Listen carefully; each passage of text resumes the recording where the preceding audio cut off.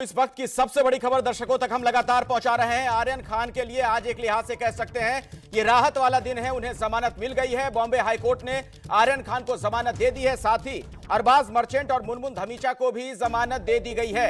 लेकिन आज की रात भी उन्हें जेल की सलाखों के पीछे ही गुजारना पड़ेगा, चूंकि जो डिटेल्ड कॉपी है अभी नहीं मिल पाई है। और ऐसे में उनके वकीलों का यह कहना कि कल हो सकता है वो बाहर आ जाएं या फिर शनिवार तक भी ये मामला टल सकता है।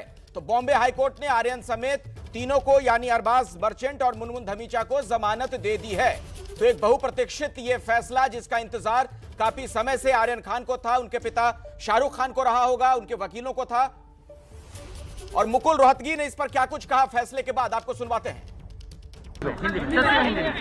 आज हाईकोर्ट ने दोनों साइड की दलीलें सुन के 3 अक्यूज को बेल ग्रांट करा है।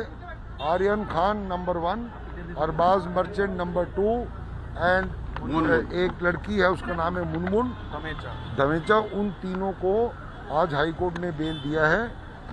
पक्का डिटेल्ड ऑर्डर कल मिलेगा और मुझे उम्मीद है कि ये तीनों अक्यूज जो हैं ये कल या शनिचर तक बाहर आ जाए। तो तीनों को जमानत मिल गई है। आपके सामने देख रहे हैं तीनों की तस्वीरें। आर्यन खान, अरबाज मर्चेंट और मुनमुन धमेचा, तीनों को जमानत मिल गई है। लेकिन अभी जेल से रिहाई आज तो कम से कम नहीं हो पाएगी। सतीश मानशिंदे इस मामले में एक और वकील हैं, उनका क्या कुछ कहना है इस फैसले के बाद, वो भी सुनवाते हैं आपको। आज कोर्ट ने तीनों का सुनवाई करके 3 दिन के लिए तीनों को बेल दी है। आर्यन खान, अरबाज और मुनमुन। बाकी लोगों को जो भी अप्लाई करेंगे उनका डिसाइड बाद में हो जाएगा। लेकिन ये तीनों ने कोर्ट के सामने अर्ज की थी, तीनों छूट गए हैं। सर ये तीनों बाहर कब आएंगे सर? ग्राउंड जो भी है कल साहब दे देंगे। उसके बाद हम आपको कॉपी डिस्ट्रीब्यूट कर देंगे। और जब तक ऑर्डर हाईकोर्ट से नहीं निकलती है। तो आज की ये सबसे बड़ी खबर है और इस पर बड़ी कवरेज लेकर हाजिर हम आपके सामने। मेरे साथ रवि इस वक्त जुड़ रहे हैं मन्नत के बाहर से, जितेंद्र दीक्षित भी हमारे साथ मौजूद हैं कोर्ट के बाहर से। पूरी जानकारी आपको डिटेल में देंगे। विभा हमारे साथ, हमारी सहयोगी न्यूज रूम से जुड़ी हुई है, उनका भी हम रुख करेंगे। नसीर अब्दुल्ला साहब भी हमारे साथ मौजूद हैं, उनसे भी हम बातचीत करेंगे। लेकिन जितेंद्र, सबसे पहले आपके पास मैं आना चाहूंगा और जरा विस्तार से बताएं कि आज अदालत में क्या हुआ और आखिर जमानत जो दी गई, क्या माना गया अदालत में, किस बात को मानते हुए जमानत दी गई। देखिए, आज तीसरा दिन था जमानत अर्जी पर सुनवाई का। आर्यन खान की जो जमानत अर्जी हुई थी उस पर आज जो कोर्ट की प्रक्रिया थी, सबसे पहले तो नारकोटिक्स कंट्रोल ब्यूरो के वकील ने, एएसजी अनिल सिंह ने अपनी बात रखी और उसके बाद उसका जवाब दिया आर्यन खान के वकील मुकुल रोहतगी ने। मेरे सहयोगी सूरज ओझा अदालत में सुनवाई के वक्त मौजूद थे। सूरज, किस आधार पर यह जमानत दी गई है, क्या यह अदालत ने बताया? जी बिल्कुल, अदालत का आधार एक्चुअली पता नहीं, क्योंकि ये एडवोकेट्स को भी पता नहीं है। डिटेल्ड ऑर्डर कल तक आएगा। लेकिन जो इंपॉर्टेंट बात ये रही है, हर जो आर्ग्यूमेंट्स में एक ही चीज़ का जिक्र किया गया है कि इनके पास से किसी भी तरह की क्वांटिटी मिली नहीं है, ये किसी भी तरह से इन्वॉल्व नहीं थे। अगर आप इन सब चीज़ों को सिर्फ व्हाट्सएप चैट से बताना चाहते हैं तो इसमें और भी इन्वेस्टिगेशन की ज़रूरत है। तो लगे हाथ अगर आप जानना चाहें तो ये हम कह सकते हैं कि जो तीनों, आर्यन खान की बात की जाए, उसके पास से ड्रग्स मिला नहीं था। जो दूसरा अक्यूज है अरबाज मर्चेंट, उसके पास से ड्रग्स मिला था। लेकिन ये हमेशा से एक तार जोड़ना चाहते थे कि जिसके पास से ड्रग्स मिला है, दोनों कंजम्पशन वाले थे, दोनों बड़ी डील में काम करना चाहते थे। लेकिन ये बात एएसजी अनिल सिंह आज कोर्ट को कन्विंस कर नहीं पाए। जिस बात को लेकर जिला सेशंस कोर्ट में भी की गई थी, वही बातों को हाई कोर्ट में भी रखा गया। और सारी बात सुनने के बाद आज हाई कोर्ट को यह लगा कि तीनों आरोपियों को बेल दिया जाए, तब भी इन्वेस्टिगेशन में कोई रुकावट नहीं है। अदालत ने बेल का ऑर्डर तो दे दिया है, लेकिन आज की रात भी आर्यन खान की आर्थर रोड जेल में ही कटने वाली है। कब तक वो जेल से बाहर निकलेंगे, अब आगे की प्रक्रिया क्या होगी, ये समझाइए। देखिए, जब भी किसी को बेल ग्रांट होता है, ऐसे में डिटेल्ड ऑर्डर की कॉपी का इंतजार किया जाता है। जैसे ही ऑर्डर की कॉपी आती है, वैसे ही जेल मैनुअल की माने तो 5 बजे से पहले आपको जेल को इन्फॉर्म करना पड़ता है ताकि वो अपनी प्रक्रिया स्टार्ट कर सके। लेकिन इस पूरे मामले में अब 5 बज चुके हैं, ऐसे में डिटेल्ड ऑर्डर कॉपी आना, जेल को इन्फॉर्म करना, ये इस वक्त पॉसिबल नहीं है। इस वजह से माना जा रहा है कि कल डिटेल्ड ऑर्डर की कॉपी आएगी, जिसके बाद इस सब की जानकारी जेल को दी जाएगी, क्योंकि 2 जेल है। देखिए, मुनमुन भाईखला में, बाकी के 2 आरोपी जो आर्थर रोड जेल में, दोनों जेल के लोगों को इन्फॉर्म करना पड़ेगा। इसके बाद जेल अपनी प्रक्रिया पूरी करेगी। ऐसे में हम मान सकते हैं कि तीनों आरोपी अगर जेल से बाहर निकले तो शाम तक का समय लग ही जाएगा। जी हाँ, शाम तक का भी हो सकता है और वो परसों सुबह तक का भी हो सकता है। मैं आपको बता दूं कि अब आगे की कार्रवाई, जैसा कि सूरज ने बताया कि जेल अथॉरिटीज के पास में बेल का ऑर्डर जाएगा और उस ऑर्डर की स्क्रूटनी की जाती है। आमतौर पर जब भी किसी को छोड़ा जाता है तो पहले ये देखा जाता है कि यह आरोपी किसी और मामले में तो कैद नहीं रहा है, किसी और मामले में उसको अंडर ट्रायल तो नहीं है। जब ये सारी बातें जो है इनकी पुष्टि हो जाती है उसके बाद ही उसको जेल से रिहा किया जाता है। तो जैसा कि इस मामले के वकीलों ने भी हमें बताया और जो जेल की प्रक्रिया हमें कहती है कि अगर जेल के पास में कल शाम 5 बजे के पहले ऑर्डर पहुंच जाता है तो कल शाम को 7:30-8 बजे के आसपास हम उम्मीद कर सकते हैं कि आर्यन खान जेल से बाहर निकलेंगे। और अगर ऐसा नहीं होता है तो फिर अगले दिन तक के लिए, अगर 5 बजे के बाद ऑर्डर जाता है, कल शाम को 5 बजे के बाद अगर ऑर्डर जाता है तो फिर परसों सुबह 8 बजे तक आर्यन खान जेल से बाहर निकल सकते हैं। ये दो बातें फिलहाल साफ होती नजर आ रही हैं। चलिए जितेंद्र, बहुत ही विस्तार से आपने जानकारी दी। दोबारा मैं आपके पास लौटूं उससे पहले जरा हम मन्नत का भी रुख करना चाहेंगे। रवि हमारे सहयोगी वहां पर मौजूद हैं। रवि, शाहरुख खान की यह मन्नत तो पूरी हो गई कि बेटे को जमानत मिल गई, कुछ बोलेंगे, कुछ आपको लग रहा है कोई संकेत है? क्योंकि इस पूरे दौरान हमने देखा जब से ये मामला चल रहा है बिल्कुल खामोश है शाहरुख, कुछ भी नहीं कह रहे हैं। जी बिल्कुल अखिलेश, जब से आर्यन खान की गिरफ्तारी हुई है 2 अक्टूबर से, तब से लेकर ना शाहरुख खान ने कोई ट्वीट किया है, ना सोशल मीडिया पर कोई मैसेज उन्होंने भेजा है, ना मीडिया को कोई संदेश पहुंचाया है। उन्होंने और गौरी खान ने अपनी चुप्पी बरकरार रखी है। साइलेंट रहकर, खामोश रहकर वो ये न्यायिक जो लड़ाई है वो अपने बेटे के लिए ये न्यायिक लड़ाई लड़ रहे थे। और आखिरकार अगर इसे जीत माने, अगर जमानत को जीत माने, तो ये जीत शाहरुख खान को आखिरकार 26 दिन बाद मिली है। उनकी और गौरी खान की जो मन्नत थी 26 दिनों की, वो पूरी हुई है। 26 दिनों से लगातार सलाखों के पीछे थे आर्यन। शाहरुख खान का जो करियर है, 1991 में उन्होंने फिल्म दीवाना के जरिए बतौर लीड उन्होंने अपनी शुरुआत की थी और उससे पहले भी वो टेलीविजन सीरियल्स में काम कर रहे थे। 3 दशक से भी पुराना करियर है, लेकिन शाहरुख खान कभी भी इतने बड़े विवाद में नहीं फंसे। इंडस्ट्री में कुछ विवाद सामने आए, वानखेड़े स्टेडियम में भी एक बहुत बड़ा विवाद हुआ था जिसकी बहुत चर्चा हुई, लेकिन कभी इतना बड़ा विवाद नहीं हुआ। बिल्कुल सही कह रहे हैं। 23 साल के बेटे हैं, 23 साल के बेटे, उन्हें जेल जाना पड़ा और उन पर यह तोहमत लगी कि वो ना सिर्फ ड्रग्स कंज्यूम करते हैं बल्कि इंटरनेशनल रैकेट से भी उनका संबंध है। ये बहुत बड़ा ब्लो, ये बहुत बड़ा। बिल्कुल, और ऐसे में रवि ये देखना महत्वपूर्ण हो जाता है कि क्या अब शाहरुख खान कुछ बोलेंगे क्या, जबकि उनके बेटे को जमानत मिल गई है। नसीर साहब, मैं आपके पास आऊं उससे पहले विभा आपके पास भी मैं आना चाहूंगा और जरा आप बताइए कि इस पूरे घटनाक्रम को आप कैसे देखती हैं। इतना बड़ा सुपरस्टार बॉलीवुड का, उनके बेटे को 26 दिनों तक जेल की सलाखों के पीछे रहना पड़ा।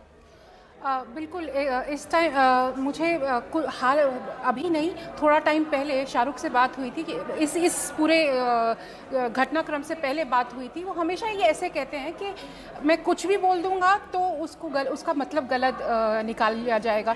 तो शायद यही दिमाग में रखकर इस बारी, और क्योंकि ये बहुत ही क्रिटिकल था उनके लिए, उनके बेटे जेल में थे, हिरासत में थे, तो वो शायद यही सोच के, जहाँ तक मुझे लगता है कि यही सोच कर कि कोई भी चीज़, उनकी बोली हुई चीज़ या बताई हुई चीज़ कोई गलत तरीके से ना ले ले, इसलिए उन्होंने अभी तक चुप्पी साधी है।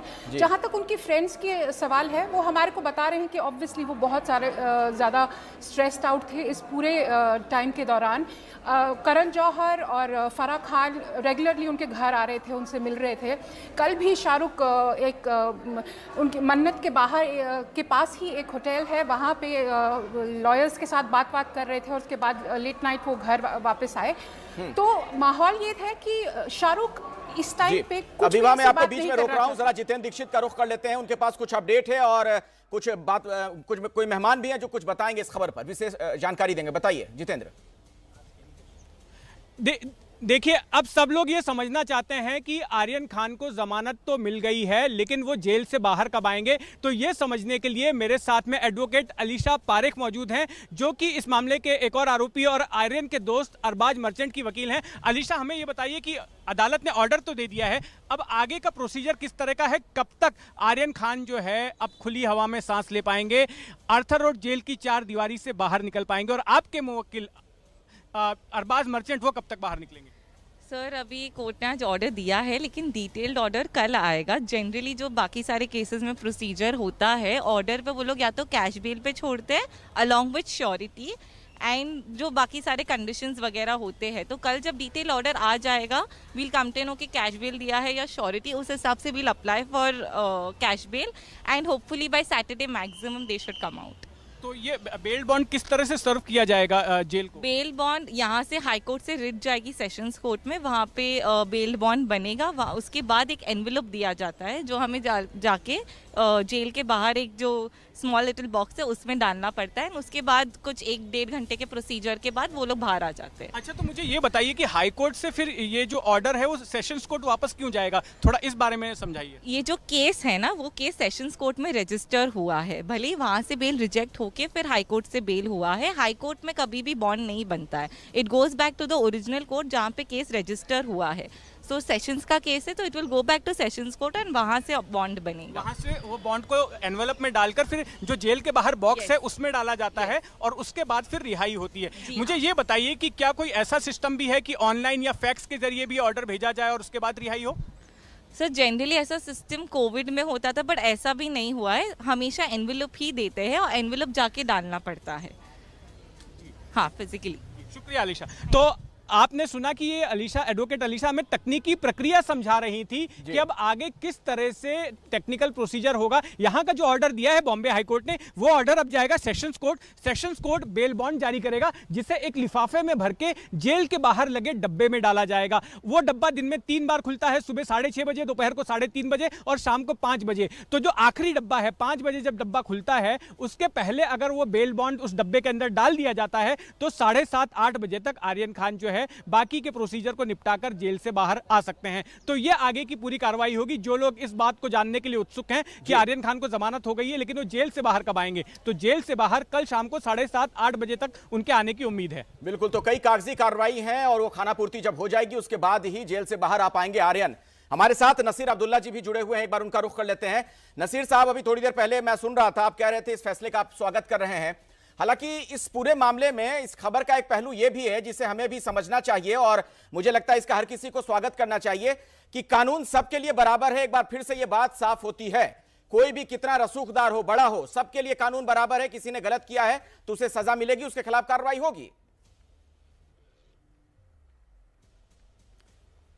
तो मैं इस बात का आपको फिर क्या जवाब दूं, वो तो है ही है, लेकिन इतने जाने माने इंसान के बेटे के साथ दुगनी सख्ती से पेश आना, ये भी मुझे अच्छा नहीं लगता। समझे आप बात को? मैं मानता हूँ वो तो हमेशा अपना कहते आए, लेकिन आपने अपने एक्सपीरियंस में देखा होगा, नेता लोग जब कोई ऐसा दुष्ट अपना काम करते हैं, कोई क्राइम करते हैं, जुर्म करते हैं, तो उनको हल्के हाथ से लिया जाता है, बच भी जाते हैं। ये वो मैं नहीं कह रहा कि इसको ऐसे बचा दो। मुझे जिस बात की आपत्ति है वो ये है कि काफ़ी अरसे से, सुशांत सिंह के टाइम से ये लगे हुए हैं बम्बई की फिल्म इंडस्ट्री को डिस्ट्रॉय करने के लिए, बदनाम करने के लिए और ये दिखाने के लिए कि सारा कूड़ा, ड्रग का सारा कूड़ा वहां है, जो कि सच नहीं है। कौन लगा जैसे मैंने पहले कहा था, कौन लगा हुआ है? किसके बारे में कहना चाह रहे हैं? कश्मीर से कन्याकुमारी और अहमदाबाद से हावड़ा तक ड्रग्स का प्रॉब्लम है, लेकिन आप सिर्फ सारा कूड़ा नसीर अब्दुल्ला, आप कह रहे हैं कि ये लगे हुए हैं बॉलीवुड को डिस्ट्रॉय करने में। आप बहुत बड़ा आरोप लगा रहे हैं, किसके बारे में आप कह रहे हैं? कौन लगा हुआ है? मैं बड़ा ही है, अब क्या करूं, सही है या नहीं ये मुझे नहीं मालूम, लगता ऐसा है। मेरे आसपास लोग भी ये कह रहे हैं। अच्छा, लोग कह रहे हैं, टैक्सी वाला, ऑटो वाला, मुकेश त्यागी जी, सड़क वाला, मेरा धोबी। अच्छा, सब आपको कह रहे हैं। मुकेश त्यागी जी, आप सुन रहे हैं नसीर अब्दुल्ला साहब को? मैं सुन रहा हूं ना, वो कह रहे हैं कि बॉलीवुड को डिस्ट्रॉय करने में ये लगे हुए हैं और ये हर किसी का मानना है, उनके घर का हर स्टाफ तक कह रहा है ये बात। मेरा, देखिए, नासिर अब्दुल्ला जी मेरे मित्र हैं और उनका व्यक्तिगत विचार है, लेकिन मैं ये समझता हूँ कि मैं यहाँ तो इत्तेफाक रखता हूँ कि बॉलीवुड को ही अक्सर निशाना बनाया जा रहा है, उसके कंधे पर बंदूक चलाई जा रही है, जबकि ड्रग्स का जो प्रकोप है पूरा विश्व व्यापक है और हिंदुस्तान के हर कॉर्नर में। आपने उड़ता पंजाब पिक्चर देखी, आपने तमाम ऐसे रेव पार्टीज देखते हैं गोवा में, कहाँ पर जो ड्रग्स की होती है। तो मैं, देखिए, ऐसा है कि इसके अंदर सबसे बड़ी तकनीकी खामी ये है, एक्ट के अंदर consumption of certain quantities allowed, और लेकिन उसका प्रोडक्शन, उसका ट्रैफिकिंग, उसका डिस्ट्रीब्यूशन, उसकी कमर्शियल ट्रांजैक्शन वो अलाउड नहीं है। और अगर आप उस ग्राम के नीचे लेते हैं तो बेलेबल ऑफेंस भी है। तो मैं ये कह रहा हूं कि इसके अंदर अगर आप अक्रॉस द बोर्ड क्यों नहीं करते हैं, वाई आर यू ओनली, अगर आप कंजम्पशन अलाउड करेंगे तो प्रोडक्शन तो होगा ही। तो ये सबसे बड़ी सीरियस टेक्निकल डिफिकल्टी है। दूसरा क्या है कि आज बॉम्बे हाई कोर्ट में मैं शुभकामनाएं देता हूँ शाहरुख खान, गौरी खान को और हमारे मित्र जो जी, आपकी आवाज हम तक नहीं आ रही है तब तक।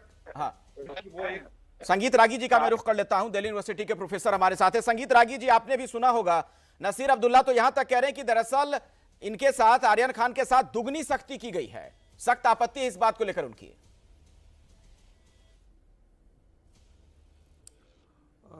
देखिए, मुझे तो प्रथम दृष्टया मुझे लगता ही नहीं था कि आर्यन खान के मुद्दे को कोई इतना बड़ा मुद्दा बनाया जाए। क्या देश में ऐसे हजारों नागरिक पकड़े जाते हैं तो क्या उनके साथ भी इतना ही मीडिया एक्सपोजर दिया जाता है? ये क्या इतना ही बहस का विषय बनता है? कई मेरे मित्र ऐसे हैं जो मीडिया के भी मित्र हैं और बुद्धिजीवी भी आकर के डिफेंस में आकर के उन्हें बॉलीवुड को टारगेट किया जाता है। अरे भाई, बॉलीवुड को क्यों टारगेट? बॉलीवुड में गंदगी है तो टारगेट किसको किया जाए? दूसरी बात, एक अन्य बात पर मेरा सवाल है। आप कभी जिक्र करते हैं कि 10 ग्राम ये मिला, 20 ग्राम मिला। यदि 20 ग्राम अपराध नहीं है, 10 ग्राम अपराध नहीं है, तो आप जितने विश्वविद्यालय के बच्चे हैं उनके लिए छोड़ दीजिए कि इतना चरस और इतना अफीम और इतना गांजा अपराध की श्रेणी में नहीं आता है। आर्यन खान यदि पकड़े जाते हैं तो उनके खिलाफ और ज्यादा सख्ती होनी चाहिए, क्योंकि एक गली गुचे का व्यक्ति यदि ये काम करता है तो वो अज्ञानता में कर रहा है जी, और वो यदि आर्यन खान कर रहे हैं तो वो अयासी में कर रहे हैं। चलिए, मैं इस पर जवाब लूंगा नसीर अब्दुल्ला से, लेकिन इस बीच एक और बड़ी खबर आ रही है। किरण गोसावी को 8 दिन की कस्टडी में भेज दिया गया है। इस वक्त की बड़ी खबर आपको बता दें, किरण गोसावी को 8 दिनों की पुलिस कस्टडी में भेजा गया है। किरण गोसावी से इस दौरान जो पूछताछ होगी वो बहुत ही अहम, इससे हो सकता है कि कई और अहम जानकारियां निकलकर सामने आए। जितेंद्र, इस बारे में अगर आपके पास कुछ और जानकारी हो, कुछ अपडेट हो तो बताएं।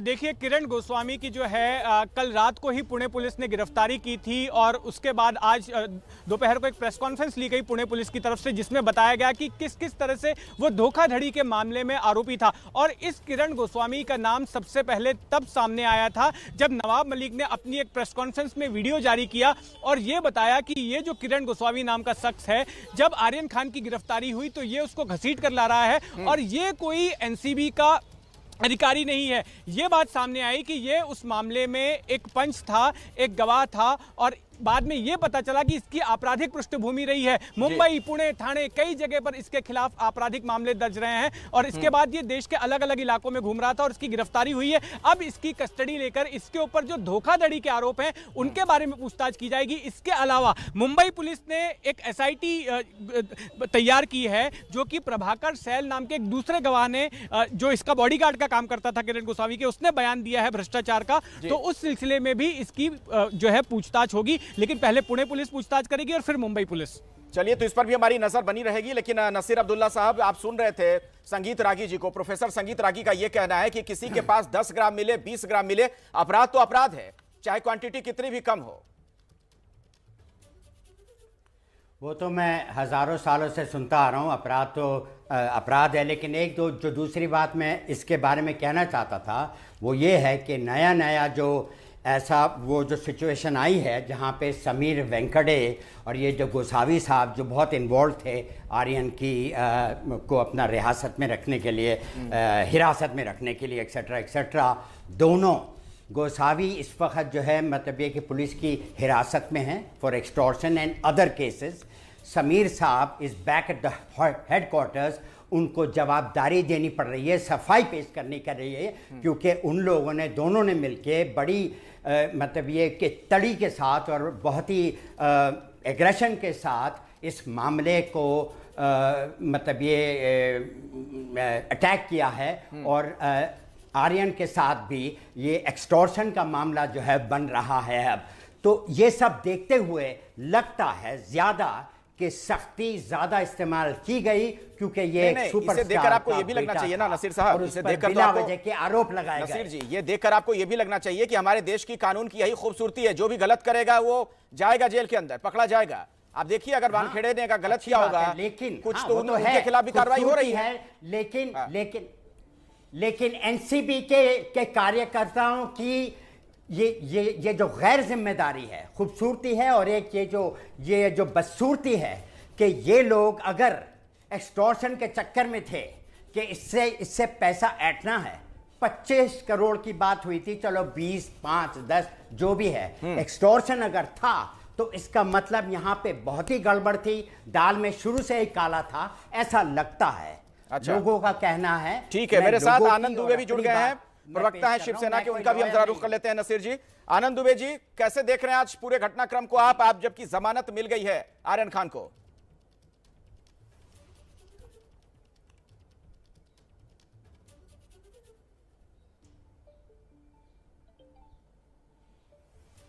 संगीत रागी जी, मेरे ख्याल से उनकी आवाज नहीं आ रही आनंद दुबे जी की। संगीत रागी जी, अगर आप रिस्पॉन्ड करना चाहें।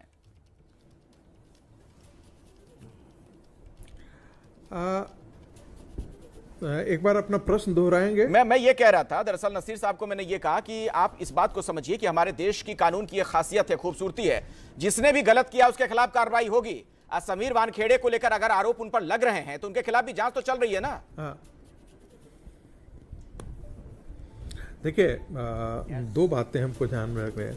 हमारे यहाँ ये हौसला बढ़ता ही है, हमारे यहाँ ये मान करके चला जाता है कि जो बड़े बड़े राजनीतिज्ञ हैं, जो बड़े बड़े पैसे वाले हैं, जो बड़े बड़े धुरंधर हैं, उन लोगों के खिलाफ कोई कार्रवाई नहीं हो सकती। उनके नेटवर्क इतने बड़े हैं, उनके खिलाफ आप सोचिए कि आर्यन खान की पैरवी करने वाले सतीश मानसिंदे कितने बड़े जो लॉयर हैं। क्या एक गरीब के बच्चे के लिए भी इतनी बड़ी सुविधा हो सकती है इस न्यायिक व्यवस्था में? दूसरी बात, बड़ी हैरान करने वाली बात हुई कि जब प्रोसीडिंग्स चल ही रहा था, वकील उनके बहस कर ही रहे थे, उन्होंने बहस नहीं किया था, इसके बीच में ही उन्होंने जजमेंट सुना दिया। तो क्या हाईकोर्ट के जज पहले से ये निर्णय करके आए हुए थे कि ऐसा निर्णय आज कर ही देना है? जो मैं मीडिया की रिपोर्ट पढ़ा हूं, माफ कीजिएगा, कि वकील अपनी तर्कों को रख रहे थे और उसके बीच में ही जज ने निर्णय सुनाया है, इनको बेल ग्रांट किया है। हमें कोई जानकारी नहीं है संगीत रागी जी। क्या ये माना जाए कि उन्होंने, ये आपकी व्यक्तिगत राय है, व्यक्तिगत निजी राय है आपकी, जो बात आप रख रहे हैं, इस बारे में हमारे पास कोई जानकारी नहीं है जो आप कह रहे हैं। बिल्कुल। देखिए, मैंने भी मीडिया में जो रिपोर्ट आई है, जो पढ़ा है, उसी के आधार पर मैं कह रहा हूं। मेरे पास भी कोई अपनी जानकारी नहीं है। हाँ, यदि ऐसी है तो ये बड़ी गंभीर बात है। ठीक है, आपको आनंद दुबे कुछ कहना चाह रहे हैं? जी आनंद दुबे बोलिए, फिर जितेंद्र दीक्षित के पास हम जाते हैं। आनंद जी बोलिए। अखिलेश आनंद जी, रागी साहब तो न्यायालय पर भी प्रश्न उठा रहे हैं। बहुत ही अफसोस होता है कि इतने वरिष्ठ पत्रकार, आरएसएस के विचारक एक न्यायालय पर भी जब आरोप लगाते हैं, हालांकि उनका निजी मामला है। देखिए, सबसे पहले आपको बता दूं कि आदरणीय नवाब मलिक जी ने शुरू से कहा है कि पूरी एनसीबी पे हमारा कोई विरोध नहीं है। एनसीबी एक बहुत ही पुरानी संस्था है जो कि अच्छा काम कर रही है, लेकिन साथ ही साथ आप देखिए कि 2 अक्टूबर से आज तक जितने मामले बदले हैं, जितने तेजी से इसमें नए नए मोड़ आए हैं, उसको देखकर कहीं न कहीं यह शंका होती है, कहीं न कहीं हैरानी होती है। विजयदशमी वाले दिन हमारी पार्टी के शिवसेना पक्ष प्रमुख श्री उद्धव ठाकरे साहब ने जो शंका जताई थी कि एक सेलिब्रिटी को, बेटे को पकड़कर फोटो खिंचवाने से अच्छा है कि जो बड़े बड़े ड्रग्स पेडलर हैं, जो बड़ी बड़ी मछलियां हैं, उनको पकड़ने का आप काम करिए, लेकिन उस पर कोई काम नहीं हुआ। मैं मानता हूं कि एनसीबी का आज तक का ये सबसे बड़ा फेलियर है कि उन्होंने अपनी गरिमा गिरा दी है। 26 दिन में आप क्यों उन्होंने अपनी गरिमा गिरा दी? और एक मंत्री जिस तरीके से एक बड़े अधिकारी के खिलाफ ट्विटर पर लड़ाई लड़ते रहे, अदालत में जाने की बजाय, वो सब ठीक था। मैं उस पर आगे बहस करूं उससे पहले जरा मृत्युंजय के पास चलता हूं।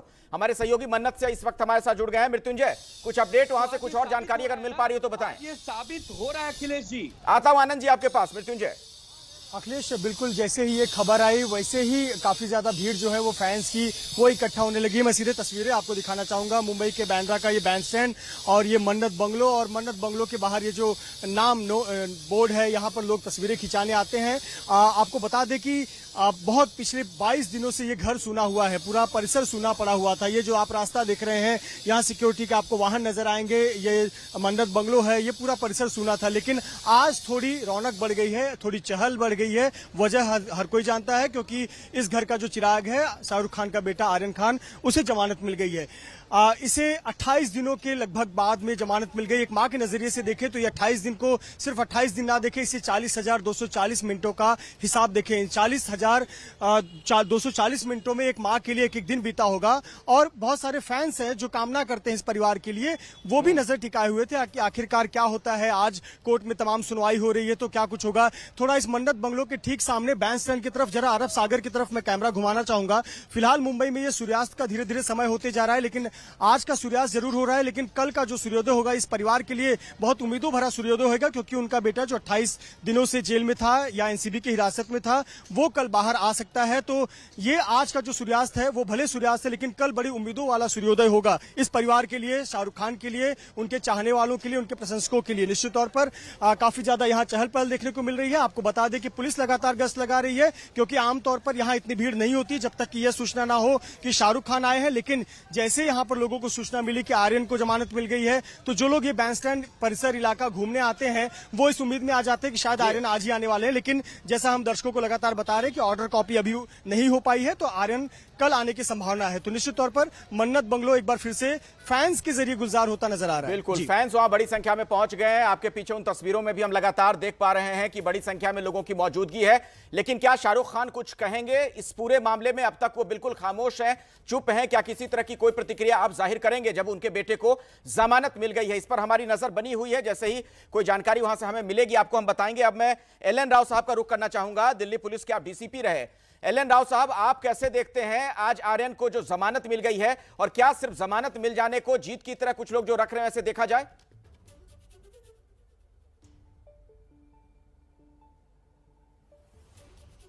नहीं, देखिए अखिल जी, जमानत मिलना अलग चीज होती है, केस की ट्रायल तो फर्जी मामला बनाया गया।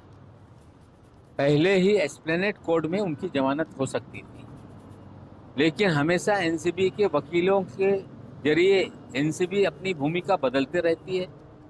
प्रयास रहता है कि लोगों को ज़्यादा दिन जेल में कैसे रखा जाए, लोगों के मन में डर कैसा पैदा किया जाए। हमें लगता है कि आज जमानत हो गई।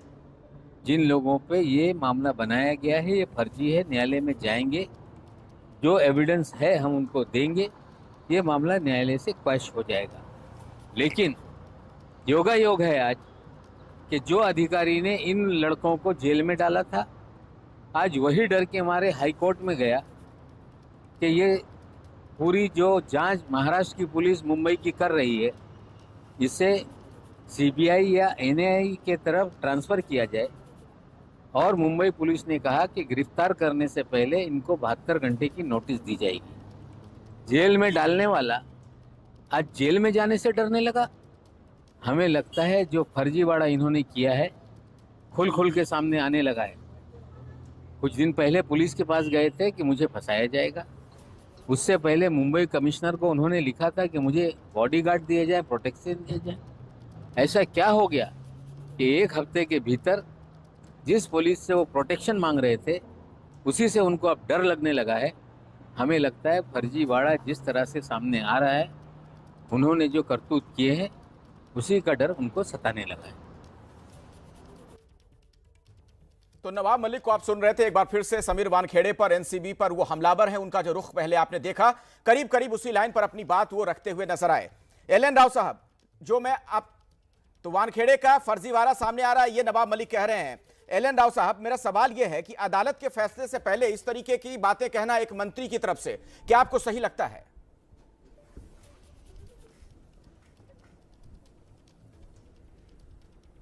देखिए, नवाब मलिक जी का ये अपना राजनीतिक बयानबाजी हो सकती है, लेकिन ऐसा कोई कहना ठीक नहीं है, क्योंकि अभी कोई ऐसी बात हुई नहीं है कि वानखेड़े जी को कोई अरेस्ट किया जा रहा हो या कोई ऐसी बात नहीं। ऐसा प्रचार नहीं करना, दुष्प्रचार कहूंगा मैं इसको। दूसरी बात, जो आपने पहले पूछा था कि बेल होना क्या कोई विजय की तरफ है, एलएन राव साहब, मैं बीच में आपको रोक रहा हूं, मैं आऊंगा आपके पास दोबारा, अपनी बात रखिएगा। लेकिन दर्शकों को हम जरा बता दें, जो तस्वीरें वो देख रहे हैं, ये मन्नत के आसपास आप देख रहे हैं कुछ गाड़ियां आनी शुरू हो गई हैं, वहां पर हलचल नजर आ रही है। मृत्युंजय वहीं पर मौजूद है। मृत्युंजय, जी अखिलेश, बिल्कुल यहाँ पर हलचल काफी तेज हो गई है और बहुत सारे जो गाड़ियां हैं वो आसपास से गुजर रही हैं, कुछ सिक्योरिटी की तरफ बढ़ रही हैं, तो यहाँ पर बहुत सारे जो फैंस हैं वो भी यहाँ पर पहुंचे हुए हैं। तो निश्चित तौर पर हमारी निगाहें पर जो भी व्यक्ति जो शुभचिंतक हैं या परिवार के करीबी हैं या इंडस्ट्री से जुड़े हुए लोग हैं वो नजर रखे होंगे निश्चित तौर पर कि क्या आर्यन खान के लेकर क्या डेवलपमेंट है। इस पूरे प्रकरण में 28 दिनों में हमने देखा कि ऐसी 2 घटनाएं परिवार के संबंध में हुई है, उसके वो जो पब्लिक अपीयरेंस नजर आई है। एक शाहरुख खान जो आर्थर रोड जेल में अपने बेटे से मिलने गए थे, एक वो दिन था, और एक दिन गौरी यहां से निकलकर वकीलों से मिलने गई थी, जिसके बाद मुकुल रोहतगी दूसरे दिन कोर्ट में अपीयर करने के लिए पहुंचे थे। इसके अलावा आपने देखा होगा कि 28 दिनों तक किसी भी प्रकार की प्रतिक्रिया नहीं आई है। मेरे साथ रवि है, मैं उनका एक कमेंट लूं। रवि, हमें बताएं कि क्या हम अपेक्षा करें कि इस घटना के बाद शाहरुख खान के पीआर टीम की तरफ से या उनकी तरफ से कोई बयान आ सकता है, कोई प्रेस कॉन्फ्रेंस हो सकती है या कुछ बयान दे सकते हैं? जी, जब से ये मामला सामने आया, जब से आर्यन खान को गिरफ्तार किया है, एनसीपी ने हिरासत में लिया है, उसके बाद से अब तक ना शाहरुख खान ने ना ही गौरी खान ने कभी इस बारे में बात की है। लेकिन हम लगातार ये कोशिश कर रहे थे कि कोई ना कोई प्रतिक्रिया उनके सामने वहां से मिले हमें, लेकिन हमें कोई प्रतिक्रिया वहां से नहीं मिली। और ऐसी उम्मीद कम है क्योंकि ये मामला जो है अभी चलते रहने वाला है, क्योंकि अभी सिर्फ जमानत मिली है, मामला खत्म नहीं हुआ है। तो हमें उम्मीद नहीं है कि शाहरुख खान कोई कमेंट करेंगे फिलहाल। देखिए, जब भी लीगल मामले होते हैं तो लीगल मामले में बहुत सोच समझकर लोग बयान देते हैं, विशेष तौर पर परिवार के लोगों बयान देते हैं। लेकिन यहाँ देखिए, मेरे जैसे ही कैमरे के लेंस मन्नत की ओर घूमे, यहाँ पर बहुत सारे प्रशंसक हैं, फैंस हैं जो यहाँ पर पहुंच गए। आपको पता ही होगा क्या हुआ। बीच में रोक रहा हूँ, नवाब मलिक खुद इस वक्त हमारे साथ मौजूद हैं एबीपी न्यूज से बात करने के लिए फोन लाइन पर। नवाब मलिक जी, क्या कहेंगे आप? अभी आर्यन को जमानत मिल गई है। देखिए, जमानत मिली है, निश्चित रूप से माननीय न्यायालय ने तथ्यों को देख के निर्णय दिया है, हम उसका स्वागत करते हैं। जमानत तो एक्सप्लेनेट कोर्ट ही मिल जानी चाहिए थी, लेकिन जिस तरह से एनसीपी हर बार नया युक्तिवाद खड़ा करती है, प्रयास रहता है कि लोगों को ज्यादा दिन जेल में रखा जाए, पब्लिसिटी हासिल करने के लिए सारी चीजें होती है। पर फर्जीवाड़ा है, फर्जी केस है, मैं तो पहले दिन से कह रहा हूँ। मामला और जब ट्रायल लेवल तक जाएगा या क्वैश करने के लिए जाएगा तो ये मामला पूरी तरह से खारिज हो जाएगा। फर्जी केस है। आज एक और घटना हुई है, शायद उसकी जानकारी लोगों को होगी। इन लोगों ने, जिस व्यक्ति ने इन लोगों को बंद किया था, जेल में डाला था, आज वो डर कर हाईकोर्ट के दरवाजे पे खड़ा था कि मुंबई पुलिस को जांच से रोकें, एनआईए को दे दिया जाए जांच, सीबीआई को दे दी। मुंबई पुलिस ने कहा कि गिरफ्तारी से पहले हम 72 घंटे की इनको नोटिस देंगे। ऐसा क्या हो गया कि जब तक वो पुलिस के पास प्रोटेक्शन मांग रहे थे, आज उसी पुलिस पे उन्हें भरोसा नहीं। हमें लगता है उनका जो काला अध्याय है वो आने वाले दिनों में खुलेगा और देश देखेगा। नवाब मलिक जी, क्या आपको लगता है कि समीर वानखेड़े को भी आगे इस मामले में जांच करते रहने की जरूरत है या फिर अधिकारी बदलना चाहिए, जांच अधिकारी? ऐसा है, अब ये तो उनके विवेक पे है कि वो आदमी जो फर्जीवाड़ा कर रहा है। एक 26 मामलों की हमने स्पेशल 26 का एक लेटर उन्हें भेजा था, जो अंतर्गत किसी अधिकारी ने मुझे लिखा। उसमें जो सीरियल नंबर 22 था, एक नाइजीरियन को खारघर में फंसाया गया, उसका जो विटनेस है वो सामने आ गया कामड़े। उसने वीडियो रिलीज कर दी, सारे मीडिया से बात किया कि किस तरह से लोगों को फंसाया गया। हमें लगता है कि जांच वो सभी 26 मामले की होनी चाहिए, और जो व्यक्ति पूरे डिपार्टमेंट की बदनामी कर रहा है उसे कहीं ना कहीं छुट्टी पे भेजना चाहिए। जितना दिन उसका ऑनर्स रखेगी डिपार्टमेंट, उतना डिपार्टमेंट की बदनामी होगी। अगर उन्हें रखना है, अपनी जितनी बदनामी करना है वे करते रहे, लेकिन फर्जीवाड़ा इन्होंने किया है, बड़े पैमाने पे उपाय की है। मैं अपने बात से कायम। अच्छा नवाब मलिक जी, आपने एक ट्वीट किया है कि पिक्चर अभी बाकी है दोस्त, इसका क्या मतलब हम निकालें? आप मतलब निकालिए, वही है कि अभी तक तो उनका चल रहा था, अब इंटरवल हुआ है, आगे तो सिनेमा शुरू रहेगा ना। अच्छा, अभी इंटरवल हुआ ये कह रहे हैं आप? क्लाइमेक्स? बिल्कुल। तो हाँ, तो सारी चीजें शुरू हुई है। हाईकोर्ट ने कह दिया है कि मुंबई पुलिस जांच कर सकती है। जिस तरह से प्रभाकर साली का बयान आया है, जिस तरह से घटनाक्रम वो बता रहा है, तो निश्चित रूप से 18 करोड़ रुपए की डील थी और उसमें से 50 लाख उठाए गए। और जो अभी वो गिरफ्तारी हुई है, जिस आदमी की ये सारी चीजें हो रही थी, पुणे पुलिस ने गिरफ्तार किया है। ठीक है। अच्छा नवाब मलिक जी, आप जब कह रहे हैं कि पिक्चर अभी बाकी है मेरे दोस्त, मतलब पिक्चर के बारे में सारी जानकारी आपके पास है। कौन कौन और इसमें किरदार है पिक्चर में? कौन कौन है इसमें? विलन कौन है? एक्टर कौन है? क्या नजर आ रहा है आपको? देखिए इसमें सारा जो साकाल इस फिल्म का है वो वानखेड़े, जो अपना चेहरा बदल के अलग रूप में लोगों के सामने था, तो चेहरे से नकाब उठ रहा है। धीरे धीरे चीजें आएंगी। एक काशिफ खान नाम का ड्रग रैकेटियर है जो जहाज पे था, मैंने लोगों को वीडियो दी, उसे पकड़ा नहीं। उसके इसके क्या नाते हैं, जब इसकी जांच होगी तो बहुत कुछ बाहर आएगा। आप तो जिस तरह से बता रहे हैं वाकई में लग रहा पूरी फिल्मी कहानी है ये। नहीं देखिए, अभी जो सच्चाई, मैं तो तथ्यों के साथ बात करता हूँ। मैंने कोई ऐसा जवानी या कोई हवाई बात मैंने नहीं की। वो पार्टी फैशन टीवी का इंडिया हेड जो है काशिफ खान, जो बहुत बड़ा क्रूक है, रैकेटियर है, फैशन के नाम पे सेक्स रैकेट चलाता है, उसी ने ऑर्गेनाइज की थी पार्टी। वो पूरी जहाज पे नाचते हुए नजर आया, तो क्यों नहीं गिरफ्तार किया गया? इसमें बहुत गहराई है। हमें लगता है चीजें धीरे धीरे आगे बढ़ेंगी। अच्छा नवाब मलिक जी, एक आरोप आप पर लग रहा है, आप महाराष्ट्र सरकार के मंत्री हैं और आप कह रहे हैं पिक्चर अभी बाकी है, लेकिन कहा यह जा रहा है कि पिक्चर आपने तब बनाई जब आपके दामाद शिकंजे में फंस गए। छोड़िए ना, वो तो बहुत पुरानी बात है। उसमें एनडीपीएस कोर्ट का जो ऑर्डर है, फिर मैं आपको कहता हूँ 13 तारीख के दिन वो लोड हुआ है एनडीपीएस का, ये जोगले सर का जो ऑर्डर है, उसको आप लोग पढ़ लें। उस बात को बार बार करने में मुझे लगता है कहीं तथ्य लोगों को समझना पड़ेगा। नाजायज उसको भी फंसाया गया था, इसलिए फंसाया गया था कि नवाब मलिक के पास समीर दाऊद वानखेड़े का काला अध्याय है। इन्होंने मुझे कुछ पत्रकारों से धमकी दिलाई थी कि आप बयान दे रहे हैं, ठीक नहीं, नतीजे खराब होंगे।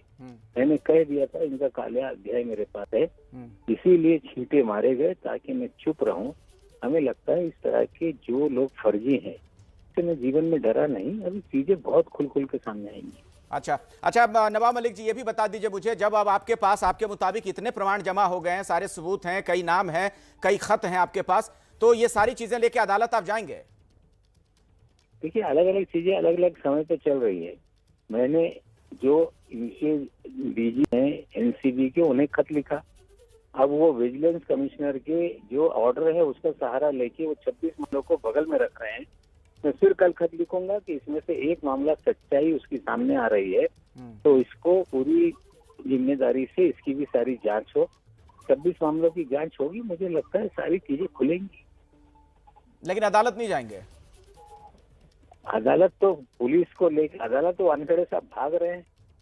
नहीं, वो तो जा ही रहे हैं, वो तो जा रहे हैं। और आपने खुद भी इस बात का जिक्र किया, अदालत में उन्होंने ये गुहार भी लगाई कि उनकी गिरफ्तारी से पहले उनको मोहलत दी जाए, इस बारे में पूरी बात बताई जाए, और अदालत के आदेश में ये चीज है भी। लेकिन आप लोग अदालत क्यों नहीं जा रहे हैं? जो फोरम है वहाँ पे हम जा रहे हैं। हम डीजी साहब को पत्र हमने लिखा है, जो एनसीबी के हैं, कल फिर पत्र लिखेंगे। अलग अलग चीजें, जो फोरम है वहाँ पे जाएंगे, सीधे अदालत नहीं। देश में जो न्याय व्यवस्था है वो अपना काम करती है, कार्य व्यवस्था अपना काम करती है। जो मीडिया का काम है मीडिया कर रही है। मीडिया का बड़ा शौक था वानखेड़े साहब को, तो हमें लगता है मीडिया भी सच्चाई दिखा रहा है। चलिए, शुक्रिया हमारे साथ जुड़ने के लिए। नवाब मलिक को आप सुन रहे थे, इस बारे में उनका क्या कहना था। हालांकि उन्होंने एक ट्वीट किया है जिसमें उन्होंने लिखा है कि पिक्चर अभी बाकी है मेरे दोस्त। तो सवाल यही कि आखिर ये कौन सी पिक्चर है और इसमें क्या बाकी है। आभा जी इस वक्त जुड़ चुकी हैं, सीनियर एडवोकेट। आभा जी, मुझे ये बताइए, कुछ देर पहले नवाब मलिक से हम लोगों की बातचीत हो रही थी, एबीपी न्यूज पर वो लाइव थे। उन्होंने इसे अपनी जीत के तौर पर एक तरीके से रखा, आर्यन खान को जो जमानत मिली है। मेरा सवाल आपसे यह है कि इस जमानत को क्या अभी से जीत के तौर पर देखें या फिर एक अदालत की सामान्य प्रक्रिया है?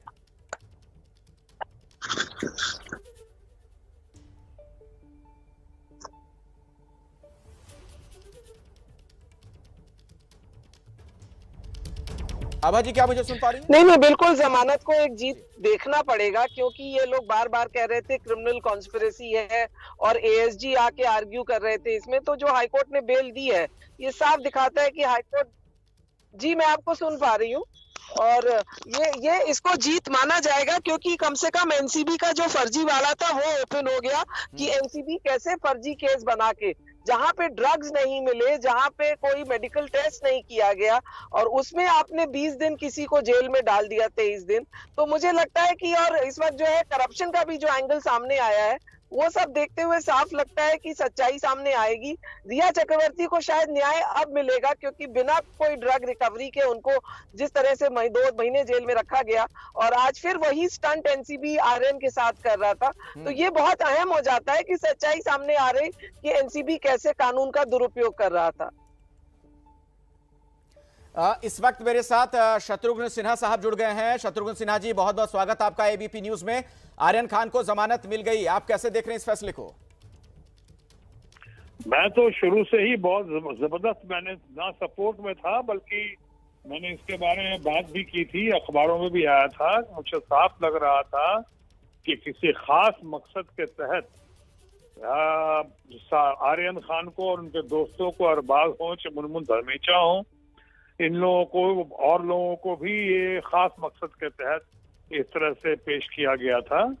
मैं तो बहुत जोर शोर से, शायद पूरी फिल्म इंडस्ट्री से मैं अकेला ही इंसान था जिसने बहुत जोरदार पुरजोर तरीके से समर्थन किया था और मैंने इस केस के बारे में बताया था, लोगों को समझाने की कोशिश की थी। आज एक बार फिर से हमारे जुडिशरी ने, सुप्रीम है, एक बार फिर से साबित कर दिया। आज कल सेंटर के पेगासस के थ्योरी के खिलाफ सुप्रीम कोर्ट ने और आज मुंबई हाई कोर्ट ने सेंट्रल दावों को झुठलाते हुए, सेंट्रल दावों को गलत करार देते हुए, सेंट्रल दावों की और सेंटर के जो एजेंसी है एनसीबी की, उनकी तमाम बातों पे एकदम प्रहार करते हुए, गलत साबित करते हुए आज जो आर्यन की बेल हुई है, मैं समझता हूँ जो जुडिशरी सुप्रीम है ये बहुत सराहनीय है। देश की भावनाओं के अनुरूप हुआ है, चाहे पेगासस का मामला हो सुप्रीम कोर्ट में या आज यहाँ पे आर्यन खान और उनके दोस्तों के मामले में बेल का मामला हो। ये जो इस पे देश की भावनाओं के, बिल्कुल शत्रुघ्न सिन्हा जी, आप बिल्कुल सही कह रहे हैं कि इस देश में अदालत से ऊपर कुछ भी नहीं है। लेकिन एक सवाल ये भी खड़ा हो रहा है कि नवाब मलिक जिस तरीके से पब्लिक प्लेटफॉर्म पर समीर वानखेड़े से जुड़ी चीजें ले लेकर आते रहे, क्या वो सही था या उनको भी अदालत ही जाना चाहिए था? अदालत से इंसाफ मुमकिन है अगर तो? नहीं, पहली बात ठीक है, उनको नवाब मलिक साहब बहुत मैच्योर्ड आदमी हैं, बहुत सीनियर आदमी हैं, बहुत ही काबिल हैं, गुणी हैं, बड़े नेक आदमी, शरीफ आदमी हैं। अगर वो आहत होकर बोल रहे हैं तो अलग बात है, लेकिन मुझे लगता है कि उनकी बातों में मेरिट है, उसकी जांच पड़ताल होनी चाहिए। अगर सांच को आंच के अगर सच्चाई है उसमें तो अकॉर्डिंगली उस पर रिएक्शन और एक्शन होना चाहिए। नवाब मलिक से हमने जो कहा है, उन्हें अभी मैं इस वक्त आपसे दुबई से बात कर रहा हूँ, मैं किसी फंक्शन में आया हूँ दुबई में, जी। लेकिन मैं आने से पहले सुन रहा था नवाब मलिक साहब ने कहा था कि वो अपनी बातों पे अभी भी कायम है। नहीं बिल्कुल शत्रुघ्न सिन्हा जी, अभी एबीपी न्यूज पर वो लाइव थे, मैं आपको बता दूं, चूंकि आप दुबई में हैं। अभी कुछ देर पहले नवाब मलिक ने हम लोगों से बातचीत की, उन्होंने भी इसे जीत के तौर पर ही रखा है। जो बात आप कह रहे हैं बिल्कुल वही बात वो भी कह रहे थे। सवाल ये भी है, अगर आप लोगों को यह लगता है कि किसी मकसद के साथ फंसाया गया आर्यन खान को, तो क्या मकसद हो सकता है और कौन है इसके पीछे? मकसद तो एक ये है, जिस तरह से कुछ लोगों की या कुछ पार्टीज के लोगों जिसमें शामिल हुए थे आर्यन खान के इस केस के सिलसिले में, जो कुछ लोग किसी खास पार्टी से थे, वो लोग जैसे हाथ पकड़ के उसको घुमा रहे थे, जिस तरह से उससे सेल्फी खिंचवा रहे थे, जिस तरह से उसके बारे में तरह तरह की बातें फैला रहे थे और जिस तरह से अपना वायरल करा रहे थे, तो ये मामला लगता है किसी पॉलिटिकल साजिश के तहत भी दिख रहा था। अच्छा, मतलब आप ये कहना चाह रहे हैं शत्रुघ्न सिन्हा जी कि समीर वानखेड़े सिर्फ एक मोहरा है, रिमोट किसी और के हाथ में है? ये तो अभी देखिए, एनसीबी की बहुत कदर करता हूँ, लेकिन सारे ऑफिसर्स एनसीबी में सारे लोग एक समान तो नहीं। आपने सुना होगा, आपको तो ज्यादा पता होगा कि पहले एनसीबी के बहुत सारे ऑफिसर्स भी करप्शन के केस में या दूसरे केसेस में फंसे हैं और पकड़े गए हैं। आपने खुद देखा हो, यहाँ से लेके दिल्ली तक। तो इसका माने ये नहीं कह रहा हूँ कि जो लोग कह रहे हैं इनके बारे में वो बातें सब सच हैं, लेकिन ये भी तो नहीं कहा जा सकता कि सारी बातें गलत हैं। तो इसकी जांच पड़ताल होनी चाहिए। मैं किसी ऑफिसर का नाम अभी नहीं ले रहा हूँ, लेकिन यहाँ पे नवाब मलिक साहब ने नाम लिया है, तो उनकी काबिलियत का, उनकी सीनियरिटी का, उनकी मैच्योरिटी का ख्याल रखते हुए ये जरूरी है कि इन बातों की जांच पड़ताल हो और जांच पड़ताल के बाद अगर जरूरत समझे तो या तो अफसर या एनसीबी या फिर हमारे अपने नवाब मलिक साहब खुद कोर्ट जाएं या जाना चाहिए, ये उनके ऊपर है। तो आप सलाह देंगे नवाब मलिक जी को कि आप कोर्ट जाइए, अदालत जाइए, अगर आपके पास इतने प्रमाण हैं तो? नहीं, उनके पास प्रमाण है तो सामने वाला जाए कोर्ट में। उन्होंने कह दिया, जो कह रहे हैं कि अपनी बातों पर कायम है तो सामने वाला जाए। अब ये अपनी बातों पर कायम है तो करेंगे जी। अभी तो उन्होंने आपके जरिए, मीडिया के जरिए अभी, और खासकर ऐसे मौके पे जब कई लोग का ये भी मानना है कि उनके दामाद जो थे उनको बेल तो मिल गई, लेकिन उनको 8 साढ़े 8 महीने लोग कहते हैं, कुछ लोग कहते हैं फंस के या फंसा के, जैसा भी हो, अगर उनको जेल में रहना पड़ा हो तो जरूरी है कि वो आहत भी होंगे। बिल्कुल, और इसी को लेकर आरोप भी लगा रहे हैं कुछ दल के नेता, राजनीतिक पार्टियों के नेता, कि दरअसल इसी की वजह से वो हमलावर हैं, उनकी कुछ व्यक्तिगत रंजिश है। बहुत बहुत शुक्रिया हमारे साथ जुड़ने के लिए शत्रुघ्न सिन्हा जी आपका।